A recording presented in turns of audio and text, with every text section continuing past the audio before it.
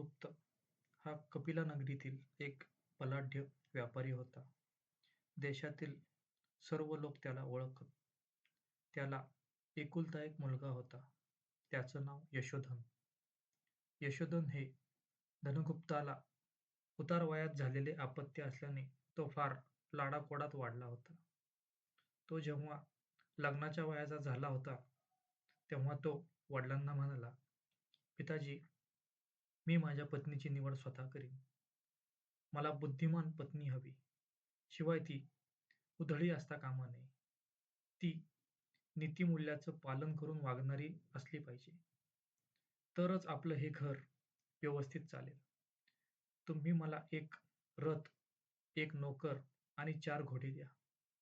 मी देशभर भ्रमंती करून एका सुयोग्य वधूला घेऊन घरी येईल."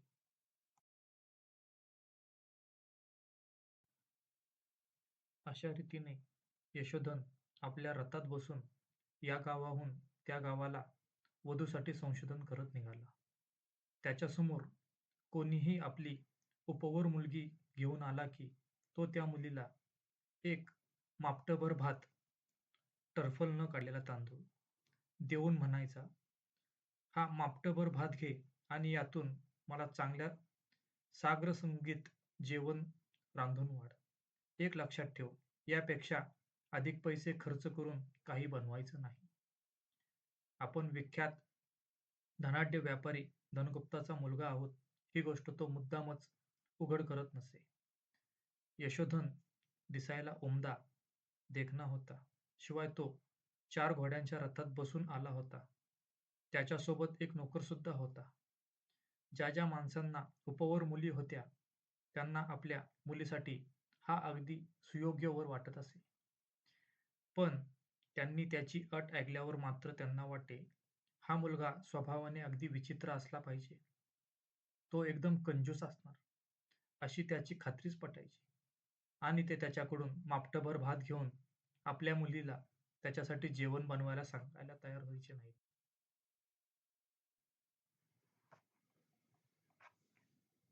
असाच फिरत फिरत तो एका छोट्याशा गावाजवळ आला. गावाबाहेर एक लहानशी झोपडी होती. त्या झोपडीत एक वडील व त्यांची मुलगी असे दोघेच राहत होते. तेजस्विनी दिसायला खूप सुंदर आणि हुशार तरतरीत होती.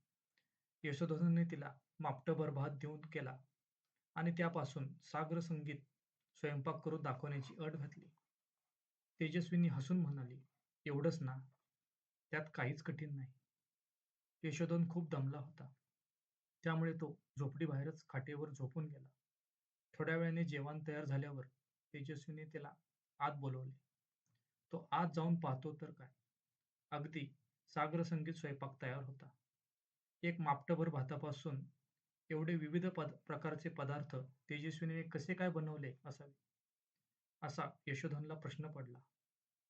त्याने तसं विचारलंच.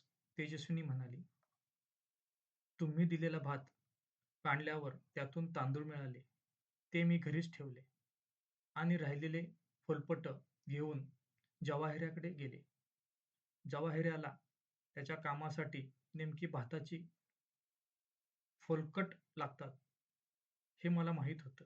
त्याने ती विकत घेऊन मला पैसे दिले. ते पैसे घेऊन मी बाजारात गेले आणि डाळ आणि दही घेऊन घरी आले. घरात सडलेला जे तांदूळ होते, त्यातले थोडेसे मी विकले आणि त्या पैशातून भाजीपाला, तेल, मसाला वगैरे गोष्टी विकत आणल्या. त्यामुळेच मी एक पैसाही खर्च न करता तुम्ही दिलेल्या भाताचा उपयोग करून हे सगळं जेवण रांधलं आहे."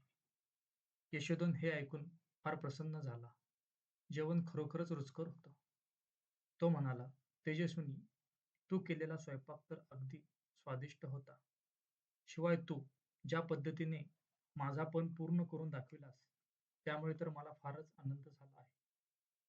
कपिला नगरीतील ज्येष्ठ व्यापारी धनगुप्त यांचा मी मुलगा. माझं नाव यशोधन. माझी तुझ्याशी विवाह करण्याची इच्छा आहे." त्याला वाटलं आपली इच्छा ऐकताच तेजस्विनी हर्षभरीत होईल. पण तसं काहीच झालं नाही.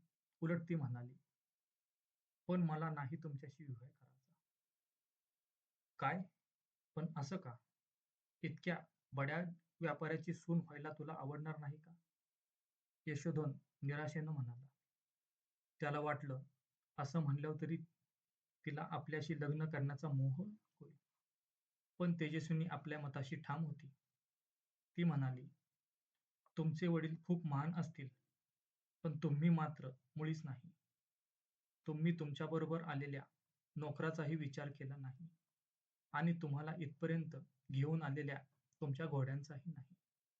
ज्या स्त्रीने रांधून तुम्हाला वाढलं, ती स्वतः जेवली आहे की नाही याची चौकशीसुद्धा केली नाही तुम्ही.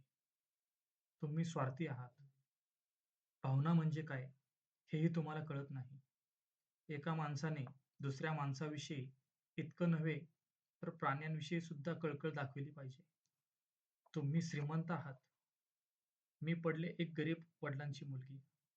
पण मला अशा स्वार्थी माणसाशी लग्न नाही करायचं. तिचे हे शब्द ऐकून यशोधन निशब्द होऊन नुसता उभा राहिला. त्याच्या चेहऱ्यावर अपराधीपणाची भावना स्पष्ट उमलली होती. आजपर्यंत आयुष्यात तो पैशालाच आपलं सर्वस्व मानत होता. पण आज मात्र एका मुलीनं त्याच्या आयुष्यभराचा धडा शिकवला होता.